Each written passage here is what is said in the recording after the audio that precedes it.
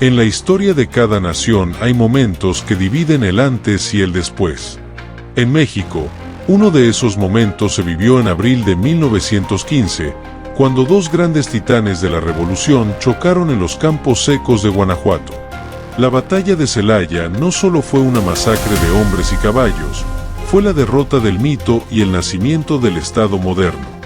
Aquí comienza la historia de cómo Pancho Villa, el héroe del norte, encontró a su más duro enemigo no en un dictador, sino en otro revolucionario, Álvaro Obregón.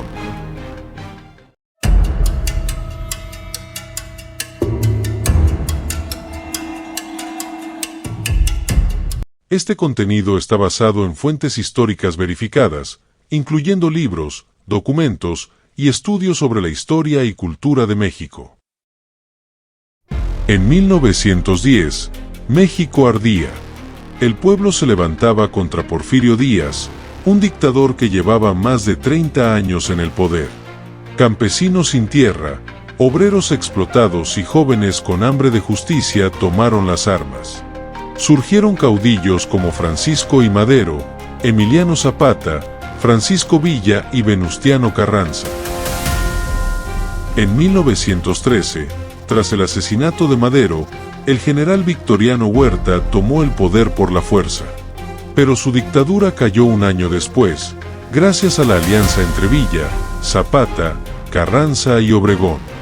Y entonces, cuando parecía que el país encontraría la paz, empezó una guerra entre los propios revolucionarios. Villa y Zapata querían una revolución radical, popular, agraria.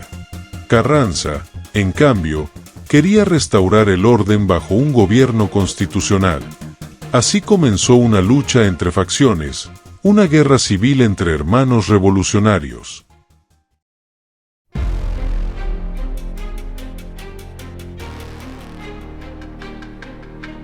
Francisco Pancho Villa era el líder indiscutible del norte.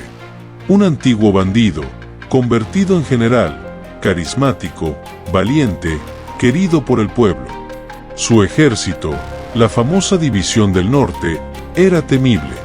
Una fuerza de decenas de miles de jinetes, artillería, trenes blindados y una leyenda detrás. Villa era popular. Tenía corazón. Pero también tenía un problema: confiaba demasiado en la fuerza bruta.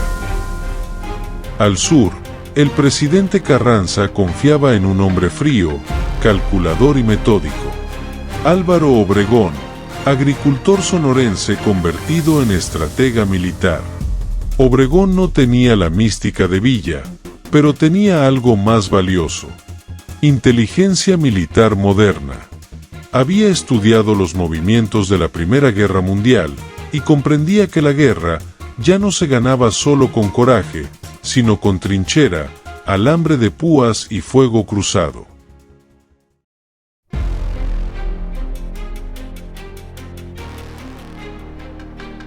A principios de abril de 1915, Villa avanzaba hacia el centro del país para tomar Ciudad de México. Su paso era aplastante, y sus hombres confiaban en una victoria rápida.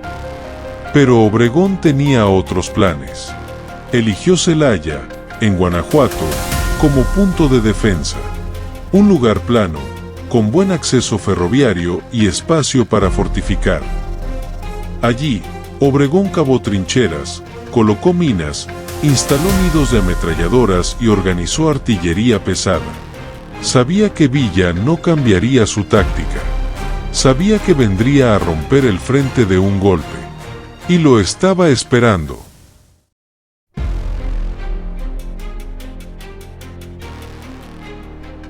Entre el 6 y el 15 de abril de 1915, comenzaron los combates. La División del Norte llegó con más de 20.000 hombres y una poderosa caballería. Villa ordenó cargas frontales, como siempre lo había hecho. Pero esta vez, el enemigo no estaba en campo abierto. Estaba atrincherado, y cada metro estaba sembrado de muerte. Las primeras cargas fueron destrozadas por las ametralladoras. Los caballos caían entre alambres de púas, Los soldados quedaban atrapados y eran barridos por el fuego cruzado. Obregón no solo resistía, mataba con precisión quirúrgica. Durante días, Villa insistió. Lanzó oleada tras oleada, pero no podía romper el muro defensivo. La artillería constitucionalista castigaba sin cesar. Obregón incluso utilizó trampas, engaños y movimientos tácticos que confundían a los jefes villistas. El campo se llenó de cadáveres. El polvo del Bajío ya no era amarillo, sino rojo.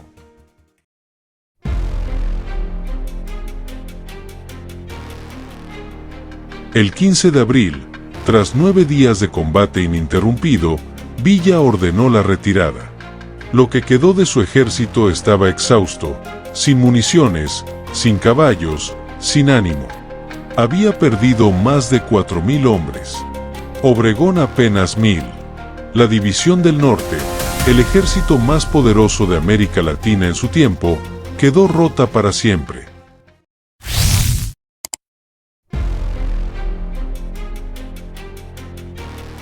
Con Villa derrotado, Carranza pudo tomar Ciudad de México. Obregón fue celebrado como héroe nacional. Y ese mismo año comenzó la redacción de la Constitución de 1917, una de las más avanzadas del mundo en su época, con derechos laborales, sociales y agrarios. Villa se replegó al norte. Continuó luchando con guerrillas, pero nunca volvió a amenazar al gobierno central. Obregón, en cambio, se convirtió en el hombre fuerte del país. En 1920 fue presidente, y su modelo de Estado militar, moderno y centralista, marcaría a México por décadas.